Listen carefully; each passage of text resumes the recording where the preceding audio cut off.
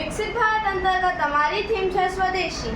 મારી શાળાનું નામ પીએમસી ચરમુખા શાળા છે અને હું ધોરણ 7માં અભ્યાસ કરું છું. સ્વદેશી અપનાવો, વિદેશી ભગાવો, સેહત બચાવો અને દેશ બચાવો. આપણા ભારત દેશમાં જીવન જરૂરિયાત માટે ઘણી બધી ચીજવસ્તુઓએ પગરપસારો કરેલો છે. એ આપણા માટે ઘાતક પણ હોઈ શકે છે. આપણા ઘરમાં જ્યારે પણ કોઈ પણ પ્રસંગ હોય ત્યારે આપણે ચાઇનાના લાइट लगावे છીએ. એટલા इसके लिए हमको ये लाइट खुद से बनाया हुआ तोरण लगाना चाहिए. જ્યારે આપણા ઘરમાં કોઈ પ્રસંગ હોય ત્યારે આપણને દીવો સળગાવવો જોઈએ.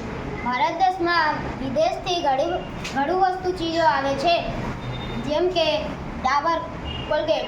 એના કરતાં આપણે આપણા સ્વદેશની દંતકાંતિ કોલગેટનો ઉપયોગ કરવો જોઈએ, તેથી આપણે નુકસાન થાય નહીં.